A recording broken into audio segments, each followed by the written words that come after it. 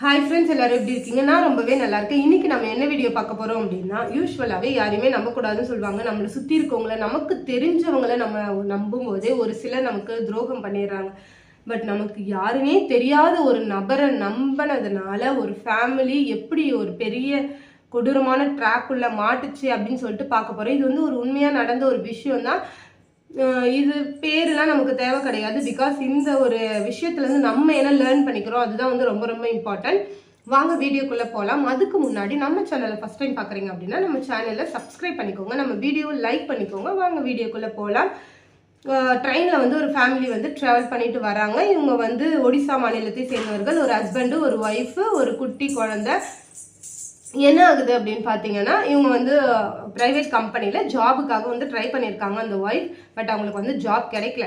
அதனால அவங்க வந்து ஒரு கஷ்டமான ஒரு சோகமான மனநிலையோட ட்ராவல் பண்ணிட்டு வந்திருக்காங்க.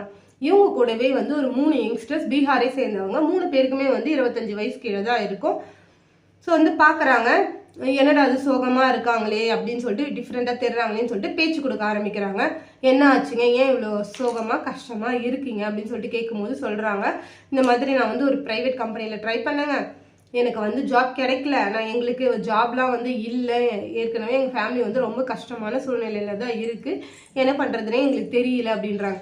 இது கேட்டு அந்த 3 பேரும் வந்து, இதுக்கு ஏங்க கவலைப்படுறீங்க, இது பெரிய பிரச்சனைலாம் கிடையாது. நாங்கள் வந்து திருப்பூரில் ஒரு பனியன் கம்பெனியில் தான் ஒர்க் பண்ணுறோம். அதே கம்பெனியில் உங்களையும் ஜாயின் பண்ணி விட்றோம். நீங்களும் அங்கே ஜாயின் பண்ணிக்கோங்க.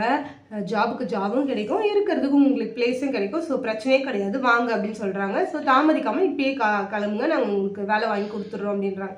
ஸோ இதை நம்பின அந்த தம்பதி அவங்க கூடவே ட்ராவல் பண்ணுறாங்க. திருப்பூர்லேயே வந்து இறங்குறாங்க.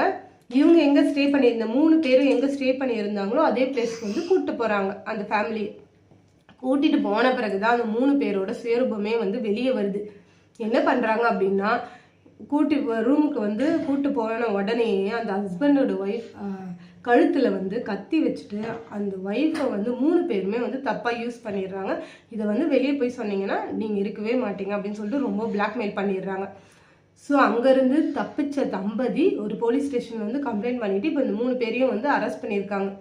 ஸோ இதிலிருந்து நம்ம என்ன லேர்ன் பண்ணிக்கணும் அப்படின்னா, மோஸ்ட்லி பாதி பேர் வந்து இங்கே சுயநலவாதியாக தாங்க கண்டிப்பாக இருக்காங்க. நல்லவங்களும் இருக்க தான் செய்கிறாங்க. ஆனால் வந்து எல்லாருமே ஒரு தேவைக்காக தான் பழகிறது. இவங்ககிட்ட பழகிறது நமக்கு இது கிடைக்குமோ, இந்த பெனிஃபிட் இருக்குமோ, அந்த ஒரு ரீசனுக்காக தான் வந்து பழகிறாங்களே. சுயநலவாதியாகவும் தான் இருக்காங்க.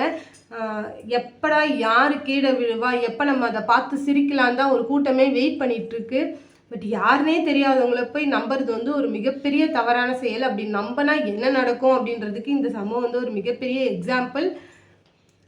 நீங்கள் என்ன நினைக்கிறீங்க அப்படின்னு சொல்லிட்டு கீழே கமெண்ட் பண்ணுங்கள். நெக்ஸ்ட் வீடியோவில் மீட் பண்ணுவோமா? டாட்டா. நம்ம வீடியோவை சப்போர்ட் பண்ணுங்கள். பாய்.